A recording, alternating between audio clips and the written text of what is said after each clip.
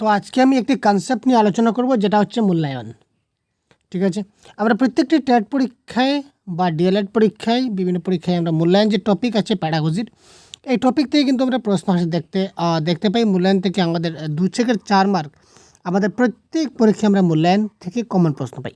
তো মূল্যায়ন কী, মূল্যায়নের বৈশিষ্ট্য কী, তার গুরুত্ব কী, মূল্যায়ন কেন করা হয়, তার সঙ্গে আমরা জাস্ট কয়েকটি এমসিকিউ প্র্যাকটিসের জন্য আমরা দেখে নেব ক্লাসের শেষে।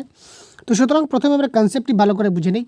যদি কনসেপ্ট আমরা প্রথমেই ভালো করে বুঝে নিতে পারি, তাহলে এই টপিক থেকে যে কোনো প্রশ্ন আসলে আমরা 100% আমরা আনসার সলভ করতে পারবো। আর যদি কনসেপ্ট আপনাদের জানা না থাকে, তাহলে কিন্তু আপনারা কারেক্ট আনসার করতে পারবেন না, যতই এমসিকিউ আপনারা স্টাডি করুন না কেন। তো দেখুন, তার জন্য বলা হচ্ছে কি, কনসেপ্ট ইজ পাওয়ার। প্রথমে প্রত্যেকটা টপিকের উপর কনসেপ্ট আপনাকে জানতে হবে। তো চলুন মূল্যায়ন।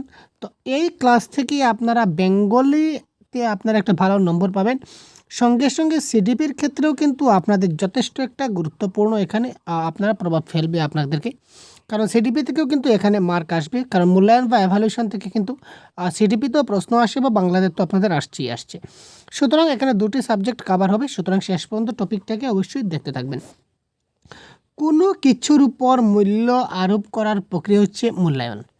যে কোনো কিছু তার উপরে যখন আমরা মূল্য আরোপ করব, মূল্য মানে বুঝতে পারছি তো, মূল্য আরোপ, যেমন এটার দাম কত বা ওই জিনিসটা কতটুকু হলো, এই যে আরোপ করাটা হচ্ছে কি মূল্যায়ন। তো মূল্যায়নের ক্ষেত্রে শিক্ষার্থীর বিকাশ কিন্তু সর্বাঙ্গীন হওয়া প্রয়োজন। মূল্যায়নে একটা কথা বলেছে যে মূল্যায়নের ক্ষেত্রে শিক্ষার্থীর যেটা বিকাশ হবে সেটা সর্বাঙ্গীন হওয়া প্রয়োজন, মানে সব দিক দিয়ে সমান হবে। শুধু যে একাডেমিক সাইডে হবে তেমন নয়, স্কলাস্টিক প্লাস স্কলাস্টিক দুই দিকেও কিন্তু হতে হবে সর্বাঙ্গীন। তাই সমস্ত দিকের বিকাশ, অলরাউন্ড ডেভেলপমেন্ট সম্পর্কে সঠিক ধারণা লাভ করার জন্য আমাদেরকে সাহায্য নিতে হয় মূল্যায়নের। অলরাউন্ড ডেভেলপমেন্ট হয়েছে কি না ওইটা আমরা যাচাই করব, ওইটা আমরা বুঝবো কিসের মাধ্যমে আমরা বুঝতে পারি, ওইটা আমরা মূল্যায়নের মাধ্যমে আমরা কি করতে পারি, বুঝতে পারি।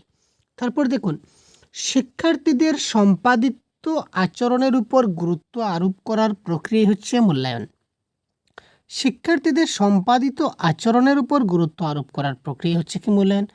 শিক্ষার্থীরা যে আচরণ করবে, সে কী ধরনের আচরণ করছে। ধরে নিন আজকে আমি একটা মূল্যায়ন নিলাম, হয়তো আমি আজকে একটা মূল্যায়ন নিলাম, তো এই মূল্যায়নে দেখলাম যে শিক্ষার্থীর আচরণের মোটামুটি একটা চলছে। আরও বেশ কিছুদিন পর আমি আরেকটা যখন মূল্যায়ন নেব, তখন আমি দেখব যে তার আচরণের কী হচ্ছে, সম্পাদন হয়েছে, মানে এডিট হয়েছে, পরিবর্তন হয়েছে।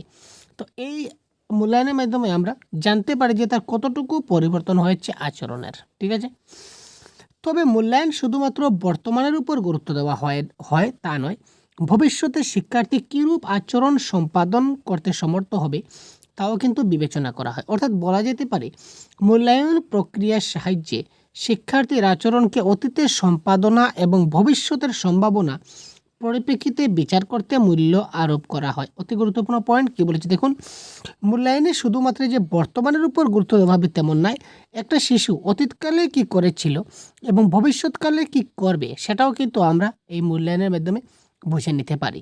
ঠিক আছে, যেমন ধরে নেই আজকে যদি একটা শিশু গত পরীক্ষায়, ধরে নিন গত একটা আমি মূল্যায়ন নিলাম, গত একটা পরীক্ষা নিলাম, এভালুয়েশন নিলাম যাকে বলা হয়। তো গত একটা যখন আমি মূল্যায়ন নিলাম, মূল্যায়ন শব্দটাই গত যেটা আমি মূল্যায়ন নিলাম, মূল্যায়ন দেখলাম যে একটা শিশু যদি 100 নম্বরের উপর যদি ভিত্তি করি পরের মাপের উপর, তো এখানে সে 30 পেল।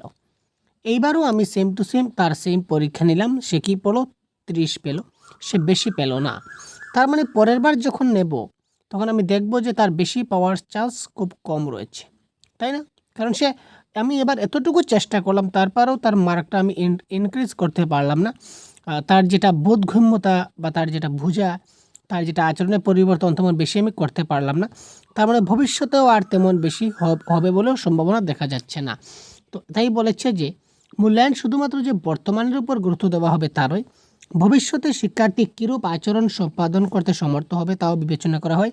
অর্থাৎ বলে যেতে পারে মূল্যায়ন প্রক্রিয়ার সাহায্যে শিক্ষার্থীর আচরণকে অতীতের সম্পাদনা এবং ভবিষ্যৎ সম্ভাবনা পরিপ্রেক্ষিতে বিচার করে মূল্য আরোপ করা হয়।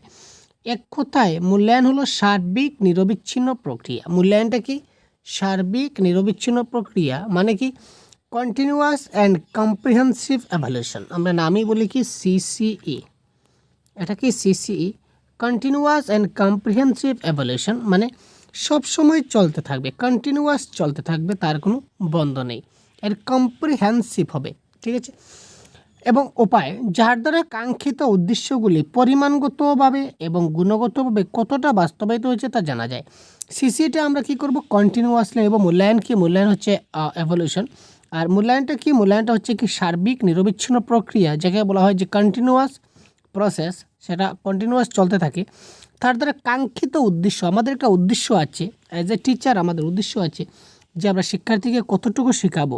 তো আমরা ধরে নিন 10 দিন আজকে আমি তাকে পড়ালাম, তো 10 দিন পর কতটুকু শিখছে না শিখছে তার জন্য আমি একটা যাচাই করলাম। এই যাচাইয়ের নাম হচ্ছে কি এভালুয়েশন। আমি যখন তাকে এভালুয়েশনটা নিলাম তখন দেখলাম যে না বেশি শিখছে, বেশি তার শেখা হয়নি।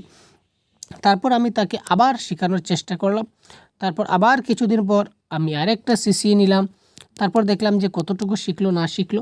অর্থাৎ এইভাবে আমার যে উদ্দেশ্যগুলো আছে উদ্দেশ্য পর্যন্ত যাতে পৌঁছানো যায় পরিমাণগতভাবে এবং গুণগতভাবে কতখানি বাস্তবায়িত হয়েছে তা জানা যায়, ঠিক আছে, কতটুকু বাস্তবায়িত হয়েছে সেটা আমি জানতে পারি।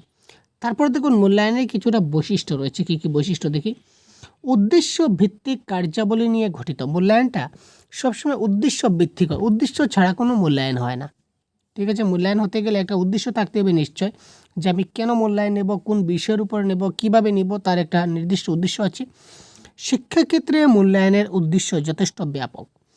এটি একটি নিরবিচ্ছিন্ন প্রক্রিয়া। আগে বলেছিলাম মূল্যায়নটা কি একটা কন্টিনিউয়াস প্রসেস। মূল্যায়নটা কী ধরনের প্রক্রিয়া, একটা কন্টিনিউয়াস প্রসেস, সবসময় চলতে থাকবে, তার কোনো বন্ধ হবে না। মূল্যায়নের মধ্য দিয়ে কোনো বিষয়ের পরিমাণগত এবং গুণগত দুটা দিকে কিন্তু বিবেচনা করা হবে। পরীক্ষা এখান থেকে প্রশ্ন আসে যে মূল্যায়ন কি শুধু পরিমাণগতভাবে বোঝায় না গুণগত বোঝায় না দুটোটা বোঝায় না কোনোটা বোঝায় না। তো মূল্যায়নের মধ্য দিয়ে যে কোনো বিষয়ের আমরা পরিমাণগতভাবে এবং গুণগত এই দুটা দিকই আমরা বুঝতে পারি। পরিমাণ, কোয়ান্টিটিভ অ্যান্ড কোয়ালিটিভ। মূল্যায়ন একটি জটিল প্রক্রিয়া যা সম্পন্ন করতে বিভিন্ন কৌশল ব্যবহার করা হয়। মূল্যায়নটা সম্পন্ন করতে গেলে বিভিন্ন ধরনের কৌশল ব্যবহার করতে হয়। মূল্যায়ন একটা সহজ প্রক্রিয়া নয়, এটা হচ্ছে একটা জটিল প্রক্রিয়া।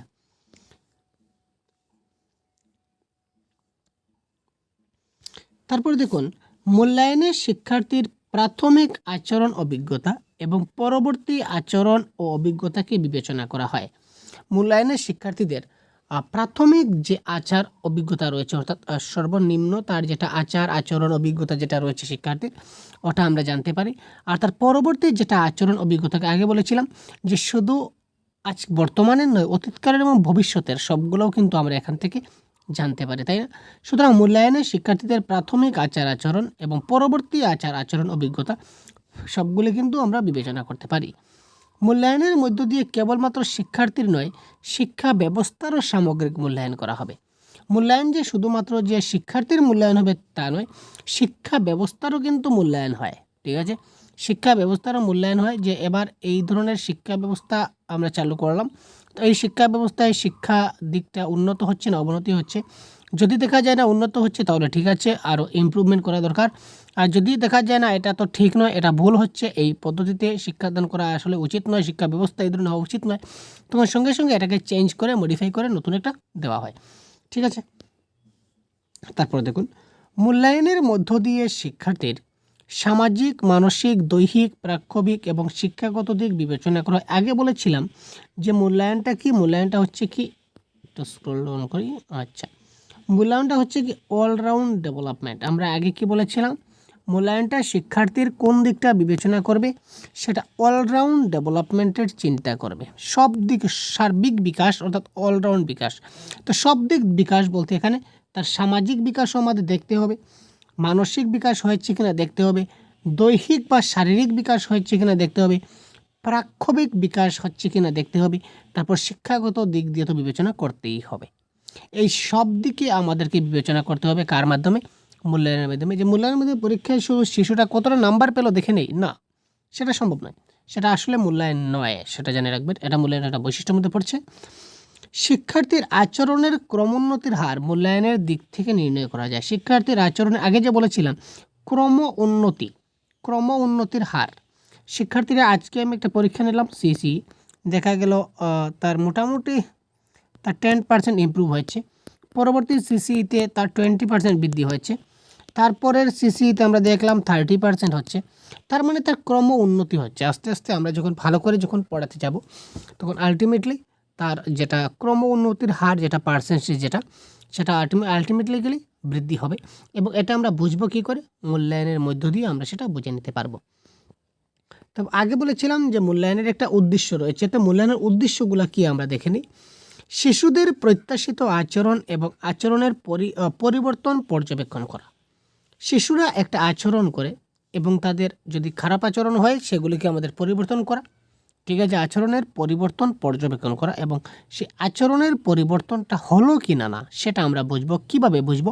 সেই মূল্যায়নের মাধ্যমে আমরা বুঝে নেব। এটি শিশুর অর্জিত গুণাবলীর এবং দক্ষতা পরীক্ষা করা।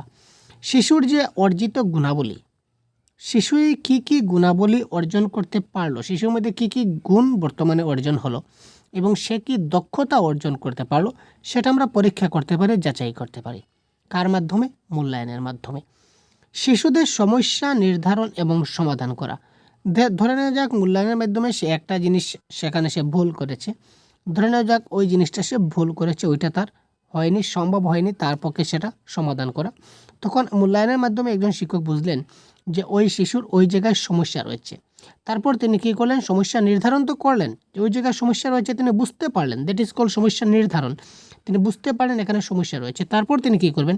তিনি বুঝতে পারবেন যে না, আমি তো দেখলাম এখানে সমস্যা রয়েছে, তার মানে এই সমস্যাটাকে আমাকে সলভ করতে হবে, এটাকে কী করতে হবে? সলভ করতে হবে, ঠিক আছে। তো এই সমস্যা নির্ধারণ করলেন, সমাধান করলেন, কার মাধ্যমে? মূল্যায়নে।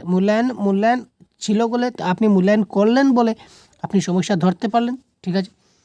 তারপর যে ডায়াগনস্টিক বা নির্ণায়ক বা রিমিডিয়াল বা প্রতিকারমূলক শিক্ষার জন্য মূল্যায়ন বিশেষ প্রয়োজনীয়, ঠিক আছে।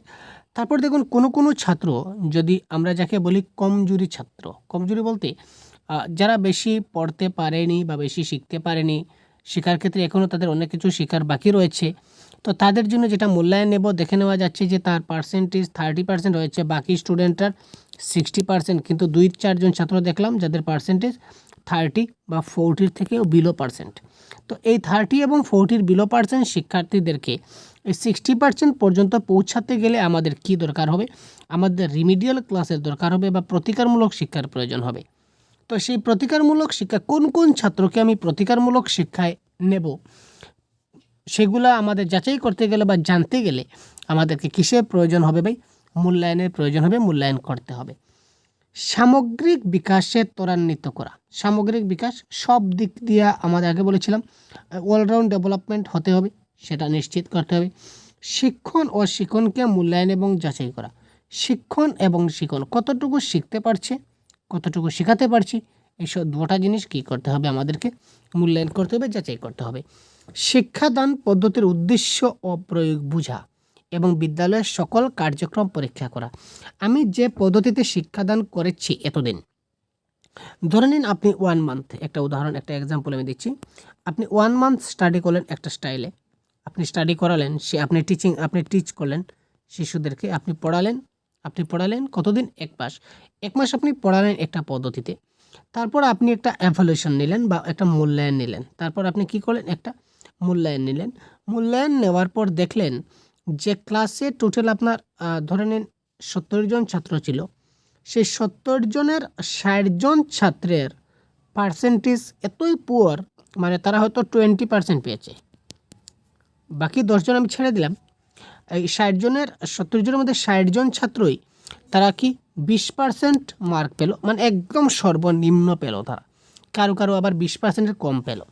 তার মানে সেখানে বুঝতে হবে যে ছাত্রদের কোনো দোষ নয়, দোষ হচ্ছে শিক্ষকের যে শিক্ষাদান পদ্ধতির।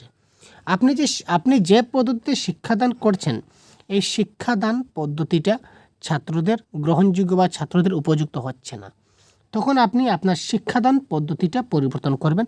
আপনি যে পদ্ধতিতে শিক্ষাদান করছেন, এই শিক্ষাদান পদ্ধতিটা আপনাকে চেঞ্জ করতে হবে এবং সেটা প্রয়োগ করতে হবে, চেঞ্জ করে প্রয়োগ করতে হবে, ঠিক আছে, বোঝা গেল। আর আপনি যদি খুব ভালো পদ্ধতিতে শিক্ষাদান করেন, বা আপনি তো ভালো খারাপ শিক্ষাদান, আপনি যে পদ্ধতি শিক্ষাদান করছেন, আপনি কি করে বুঝবেন যে আমি ভালো শিক্ষাদান করছি না খারাপ শিক্ষাদান পদ্ধতিতে করছি? যখন আপনি এইভাবে এভলিউশন নেবেন এবং যখন তাদের সেই মার্কগুলো দেখবেন বা তাদের সেই যে পার্সেন্টেজটা দেখবেন, তখন আপনি বুঝতে পারবেন যে সেখানে শিক্ষার্থীদের কমি রয়েছে, কেন কমি রয়েছে, কিসের জন্য কমি রয়েছে, সেটা আপনি যাচাই করতে পারবেন। আর সেই যাচাই করার জন্যই আপনাকে কি করতে হবে? মূল্যায়ন নিতে হবে। আশা করি বুঝাতে পেরেছি। পাঠ্যক্রম, পাঠ্যপুস্তক এবং পাঠদান পদ্ধতি উন্নত করা, শিক্ষার্থীর সামর্থ্য অনুযায়ী তাদের প্রয়োজন অনুযায়ী বিভাগ করা সম্ভব হবে। শিক্ষার্থীর সামর্থ্য অনুযায়ী বা তাদের প্রয়োজন অনুযায়ী তাদেরকে আমরা ভাগ করতে পারি। ঠিক আছে?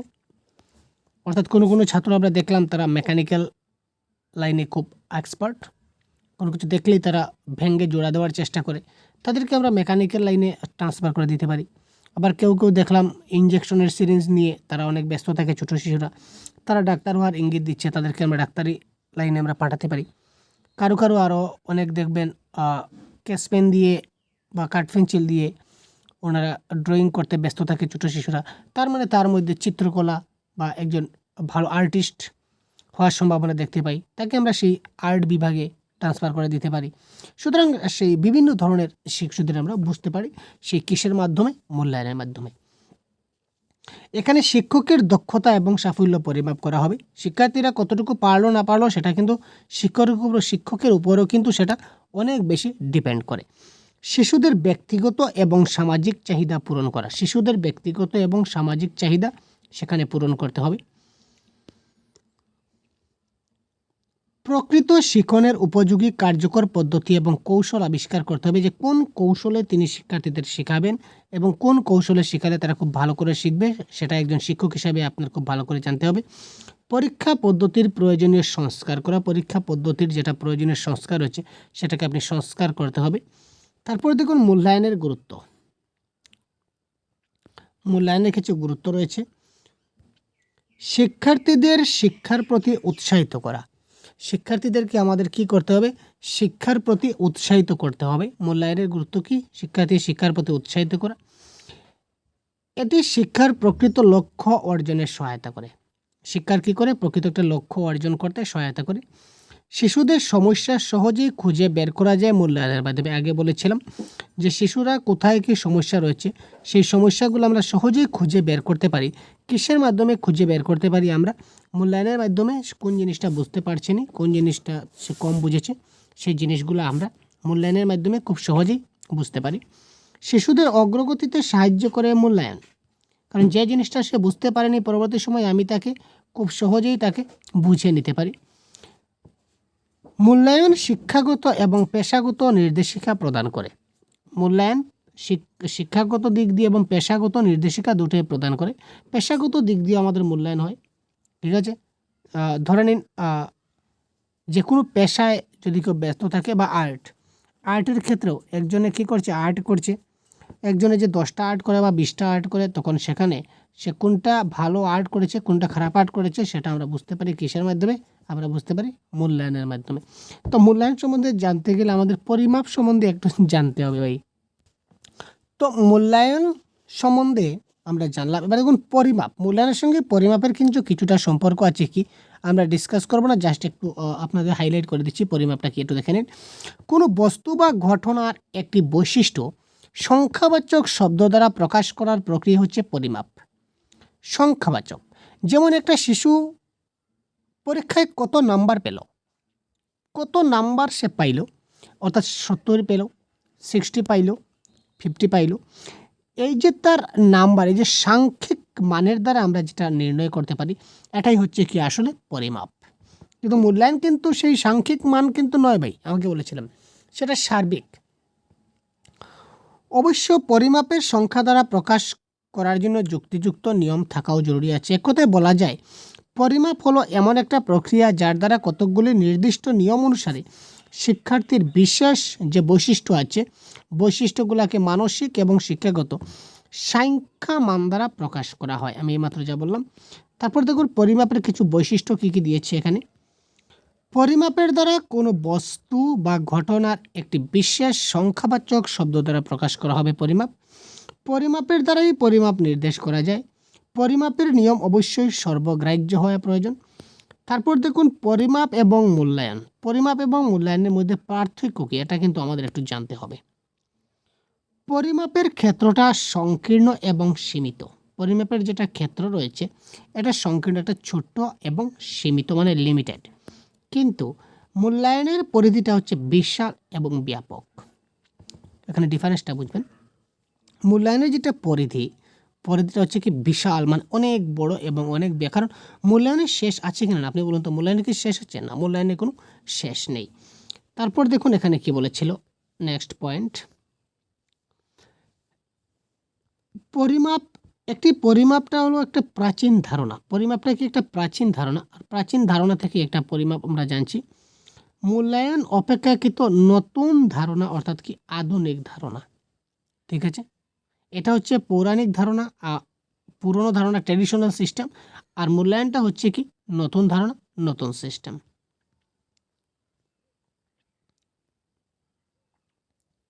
তারপরে দেখুন কি বলেছিল, পরিমাপ নিজেই মূল্যায়নের একটা অংশ। পরিমাপটা হচ্ছে কি মূল্যায়নের একটা অংশের মধ্যে পড়ছে। মূল্যায়নের মধ্যেই আমরা কিন্তু নাম্বার দেই, নাম্বার যে দেই না এমন নয়।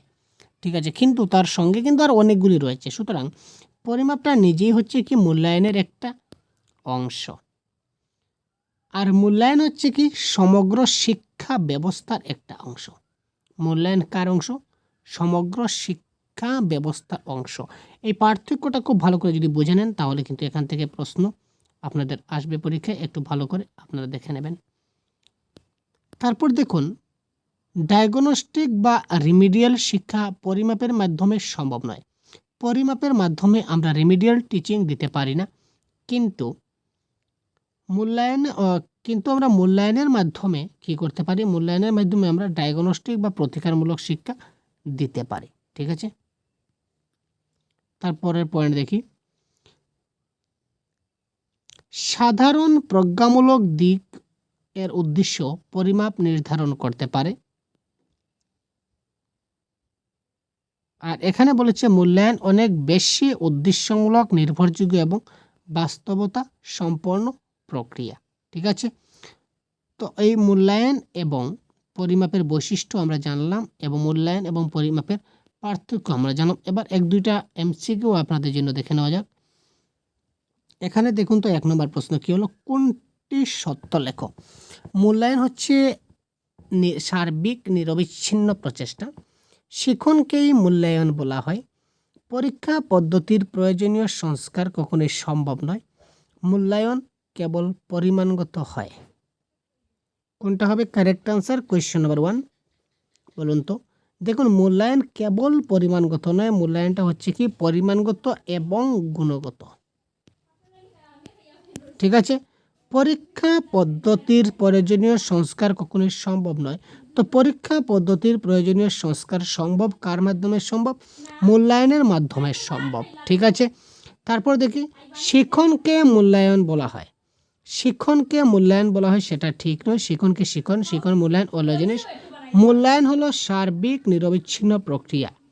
মূল্যায়নটা হচ্ছে কি ধরনের প্রক্রিয়া? একটা আগে বলেছিলাম, একটা CC, continuous and comprehensive evolution, মানে মূল্যায়ন হচ্ছে সার্বিক নিরবিচ্ছিন্ন প্রক্রিয়া, এটা হচ্ছে রাইট।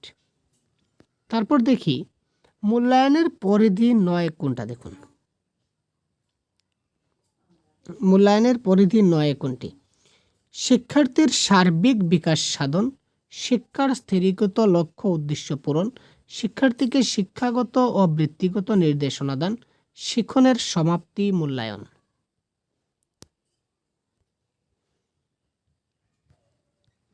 শিক্ষার্থীর সার্বিক বিকাশ সাধন, এটা মূল্যায়নের পরিধির মধ্যে পড়ছে। আমরা দেখছি শিক্ষার স্থিরীকৃত লক্ষ্য এবং উদ্দেশ্য পূরণ। মূল্যায়নের মাধ্যমে শিক্ষার লক্ষ্য এবং উদ্দেশ্য পূরণ করা যায়, এটা একটা পরিধি। শিক্ষার্থীকে শিক্ষাগত এবং বৃত্তিগতভাবে নির্দেশনা দান করতে পারি। শিক্ষার দিক দিয়ে এবং পেশাগত দিক দিয়ে আমরা তাকে প্রেরণা দিতে পারি, সেটা আমরা দেখেছি। কিন্তু শিক্ষণের সমাপ্তি যে মূল্যায়ন হবে, শিক্ষণের সমাপ্তিটা মূল্য, কারণ মানুষের জীবনের শিখার কোনো শেষ নেই। শিখার কোনো শেষ নেই, মার খাওয়ার কোনো বয়স নেই ভাই। তো শিক্ষণের সমাপ্তি যে মূল্যায়নের মাধ্যমে যে তার শিক্ষণের সমাপ্তি ঘটবে সেটা কিন্তু ওরা বলতে পারে না, সুতরাং এটা পরিধি নয়। সুতরাং option number D is the right answer. তারপর দেখুন এটা বলুন, মূল্যায়ন একটি নিরবিচ্ছিন্ন প্রক্রিয়া, একটি ধারাবাহিক প্রক্রিয়া, একটা সংশোধনমূলক প্রক্রিয়া, না উপরের সবগুলি? তো মূল্যায়ন একটা কি, এটা নিরবিচ্ছিন্ন প্রক্রিয়া হবে, ধারাবাহিক প্রক্রিয়া হবে, সংশোধনমূলক প্রক্রিয়া হবে, সুতরাং উপরের সবগুলি হবে এই ক্ষেত্রে কারেক্ট আনসার। কারেক্ট আনসার কোনটি? উপরের সবগুলি। ঠিক আছে, তো তারপর দেখুন আর অনেকগুলি প্রশ্ন আমাদের সঙ্গে সেট করা আছে। তো এবার এই 7 নম্বর প্রশ্নের উত্তর কারেক্ট আনসার কী হবে সেটা আপনারা কমেন্ট বক্সে জানান। ঠিক আছে, এই প্রশ্নের আনসার কারেক্ট কমেন্ট বক্সে জানান। তার মূল্যায়ন থেকে অনেক প্রশ্ন আমরা সেট করে রেখেছি, এই টপিক থেকে পার্টিকুলার এই নির্দিষ্ট টপিক থেকে মূল্যায়ন বা এভালুয়েশন টপিক থেকে অনেকগুলি কোয়েশ্চন সেট করা আছে। আমরা পরবর্তী সময়ে শুধু মূল্যায়নের উপর ডিপেন্ড করে আমরা সেই একটি ক্লাস আপনাদের একটা নিয়ে নেব, শুধু সেই মূল্যায়নের এমসিকিউ থেকে আমরা একটি ক্লাস আপনাদের প্রোভাইড করে দেবো, যেখান থেকে আপনারা 2 থেকে 4 মার্ক পরীক্ষায় 100% আপনারা পেয়ে যাবেন। তো আপাতত এই প্রশ্নের কারেক্ট আনসার কী হয় সেটি আপনারা কমেন্ট বক্সে এখনই জানিয়ে দিন খুব তাড়াতাড়ি। তো পরবর্তী ক্লাসে আবার অন্য একটা টপিক নিয়ে কথা বলবো। তো তোমরা ভালো থাকবেন, সুস্থ থাকবেন, আমাদের সাথে থাকবেন। ধন্যবাদ। জয় হিন্দ।